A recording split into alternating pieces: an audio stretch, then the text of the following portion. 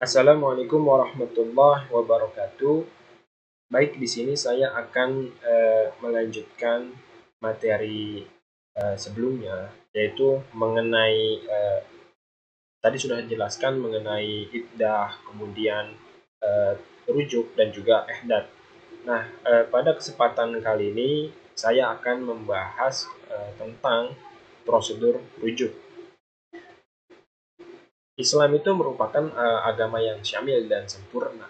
Maka dari itu, setiap aturan-aturan yang mengenai kemaslahatan umat itu telah diatur di dalam Al-Quran maupun di dalam Sunnah Nabi SAW secara terperinci maupun secara global. Demikian pula halnya mengenai hukum-hukum fikih secara umum itu juga telah dibahas oleh para ulama. Termasuk juga diantaranya bagaimana tata cara proses atau prosedur rujuk. Nah, para ulama itu telah sepakat bahwa di dalam Islam prosedur atau proses dari rujuk itu bisa dilakukan dengan dua cara, yakni yang pertama rujuk dengan ucapan. Ya, para ulama itu telah sepakat bahwa rujuk itu boleh dilakukan dengan perkataan atau ucapan. Misalnya seorang suami mengatakan kepada istrinya, kamu saya rujuk, atau dengan perkataan-perkataan yang lain yang semakna dengan hal tersebut. Nah, Imam Al-Aini mengatakan, rujuk bisa terjadi jika seorang suami mengatakan kepada istri yang telah ditalak raj'i, engkau saya rujuk. Nah, apabila seorang suami mengucapkan perkataan seperti seperti di atas tadi, kepada seorang istri yang telah ditalaknya, maka rujuk telah sah apabila syarat-syarat rujuk telah terpenuhi. Dengan demikian, berarti sang istri kembali halal untuk sang suami. Lalu cara yang kedua yaitu rujuk dengan perbuatan. Yang dimaksud dengan rujuk dengan perbuatan di sini adalah seorang suami melakukan aktivitas atau perbuatan yang menunjukkan dia merujuk istrinya dengan niatan merujuk sang istri. Misalnya dengan mencium istri, berhubungan badan dengan istri, kemudian dan yang lain sebagainya. Nah, para ulama berbeda pendapat dalam masalah ini. Apakah rujuk dengan perbuatan ini sah atau tidak? Akan tetapi pendapat yang lebih kuat adalah pendapat yang mengatakan bahwa rujuk itu rujuk dengan perbuatan itu sah. Hal ini karena sesuai dengan sabda Nabi Shallallahu Alaihi Wasallam, innamal a'malu binniyat. Sesungguhnya setiap perbuatan disertai dengan niat. Dan dari hadis ini, para ulama menetapkan satu kaidah universal, yaitu al-umur bimaqasidiha. Setiap pekerjaan itu dihukumi sesuai dengan niatnya. Dengan demikian, orang yang mendatangi istrinya dengan niatan untuk rujuk, maka perbuatannya tersebut dihukumi sesuai dengan niatnya. Artinya, perbuatan tersebut dihukumi sebagai rujuk karena niatnya adalah rujuk.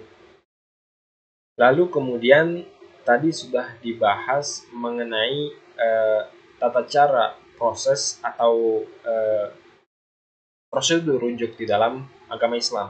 Kemudian di sini saya juga akan membahas bagaimana proses atau prosedur rujuk dalam tata administrasi Indonesia. Nah, bagi warga negara Indonesia yang telah dinyatakan cerai oleh pengadilan, apabila ingin kembali melakukan rujuk, maka harus mengikuti prosedur-prosedur yang telah ditentukan oleh pemerintah.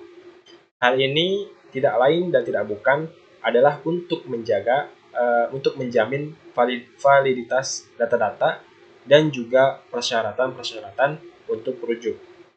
Adapun prosesnya yaitu pertama, pasangan mendatangi kantor kepala desa atau kelurahan.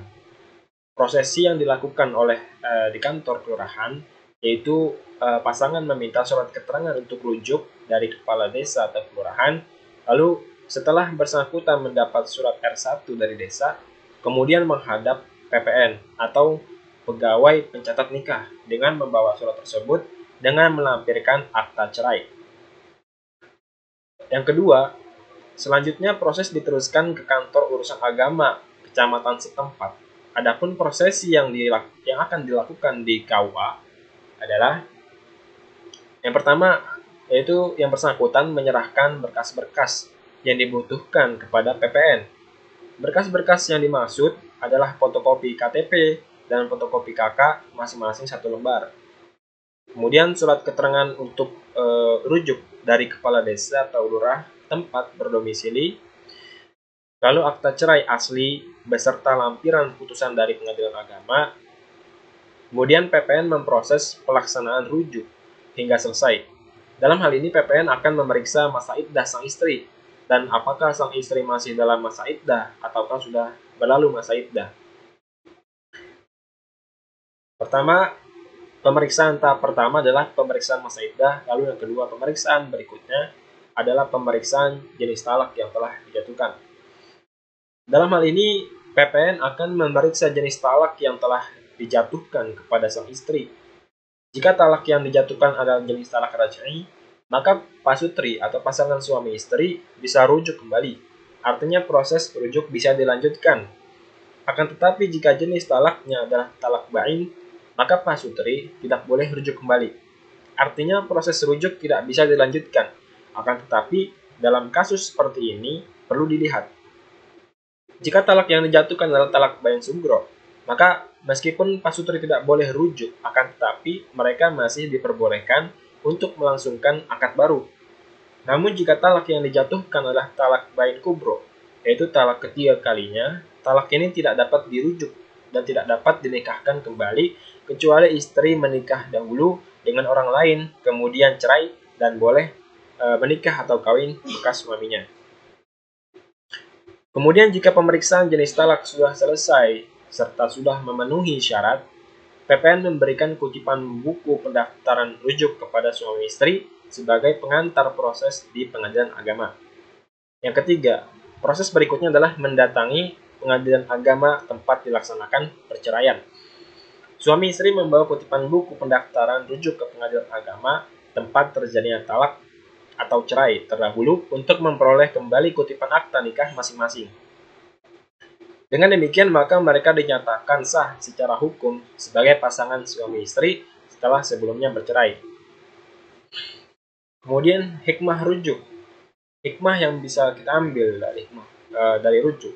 Yang pertama dapat menyambung semula hubungan suami istri untuk kepentingan kerukunan rumah tangga. Yang kedua membolehkan seseorang berusaha untuk rujuk meskipun telah berlaku perceraian. Yang ketiga dapat mengembalikan keutuhan rumah tangga yang pernah retak. Yang keempat dapat memperbaiki hubungan kembali antara suami istri. Lalu hikmah iddah. Yang pertama untuk mengetahui bersihnya rahim seorang perempuan sehingga tidak tercampur antara keturunan seseorang dengan yang lainnya. Yang kedua, memberi kesempatan kepada suami istri yang baru saja bercerai untuk kembali rukun. Yang ketiga, menjunjung tinggi masalah perkawinan. Yang keempat, kebijakan perkawinan tidak dapat terwujud sebelum suami istri sama-sama hidup lama dalam ikatan akadnya. Yang kelima, karena ibadah atau ta'budi.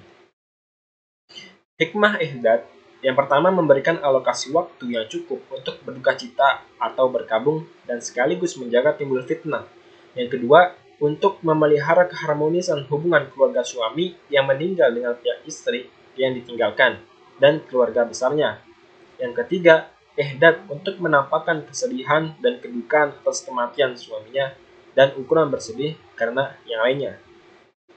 Demikian yang bisa dapat saya sampaikan mengenai bagaimana proses atau prosedur rujuk, kemudian juga hikmah-hikmah dari rujuk, iddah, dan juga ihdad. Kurang lebihnya mohon dimaafkan. Wabillahi taufiq wal hidayah. Wassalamualaikum warahmatullahi wabarakatuh.